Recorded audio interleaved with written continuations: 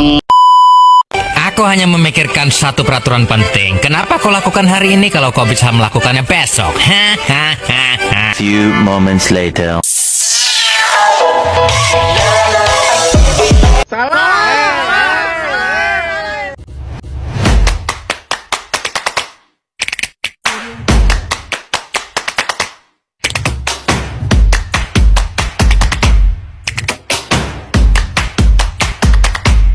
Assalamualaikum warahmatullahi wabarakatuh. Kembali lagi dengan saya Alinda Iza Salsabil, NIM 22050011070, jurusan Ekonomi Syariah, Fakultas Ekonomi dan Bisnis Islam, Universitas Islam Negeri Mataram. Baik, di sini saya akan menyampaikan materi tentang tinjauan tingkat kepuasan konsumen terhadap penamaan label syariah di Kota Langsa. Baik, ini adalah seminar proposal yang saya kutip dari salah satu mahasiswi IAIN Langsa yang bernama Putri Maisarah. Baik, di sini saya akan membahas mulai dari latar belakang. Latar belakang ini ada 5 poin.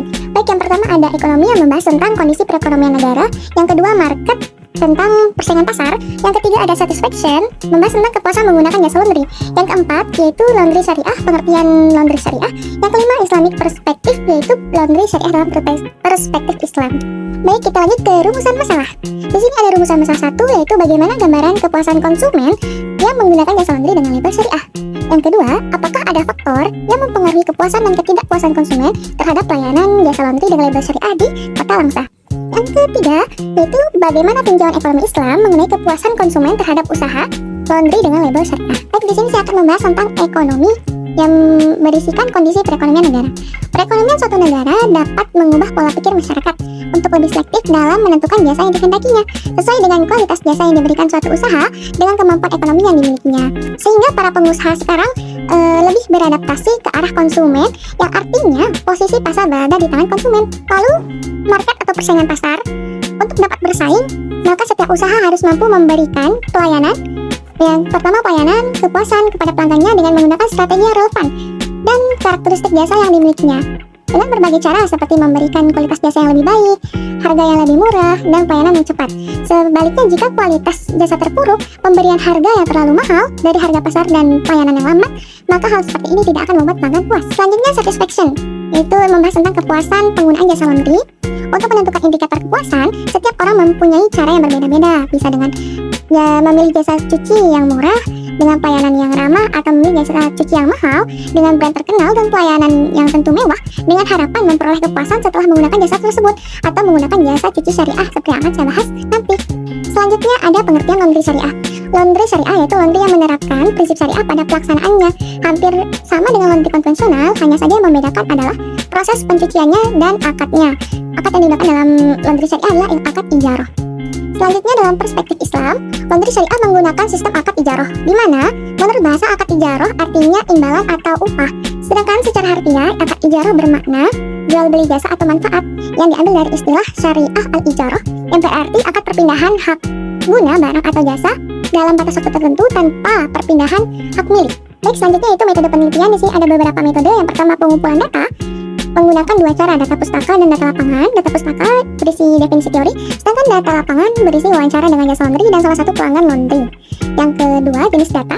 Di sini ada data premier, data yang aktual yang berasal dari penelitian pertama dan proses pengumpulan data langsung dari lapangan. Yang kedua, data sekunder berisi hasil analisis dan interpretasi dari data premier atau data yang berkaitan dengan masa lalu yang pengumpulan data tersebut tidak langsung ke sumbernya, juga biaya, waktu, dan tenaga tidak terlalu besar ya pengeluarannya, dan sudah berbentuk informasi. Selanjutnya itu pengolahan data, pengklasifikasian data berdasarkan jenis data, topik, atau masalah. Lanjut itu metode analisa. Di sini memberikan analisa deskriptif dan tanggapan penulis. Lalu penulisan yang pertama berpedoman pada tugas akhir IAIN Langsa. Lalu penulisan ayat Al-Qur'annya menurut pedoman Departemen Agama RI. Di sini ada 3 outline. Yang pertama laundry syariah, pengertian laundry syariah. Yang kedua label syariah, pengertian label syariah. Dan yang ketiga kepuasan pelanggan, pengertian kepuasan pelanggan dan faktor yang mempengaruhinya. Lanjut ke kajian teori. Apa itu laundry syariah? Usaha laundry syariah adalah usaha yang bergerak di bidang jasa, lebih tepatnya dalam mencuci pakaian dan setrika pakaian. Namun usaha menyesuaikan dengan prinsip syariah seperti melakukan toharoh dari najis atau pembersihan dari najis dan pakai dititipkan dengan akad ijarah. Yang membedakan laundry syariah dan laundry konvensional yang sudah saya bahas sebelumnya adalah proses pensterilan pakaian yang melalui tahap pensterilan dari najis tadi atau toharoh, berbeda dengan laundry konvensional yang hanya mencuci, langsung dicuci saja gitu pakaiannya.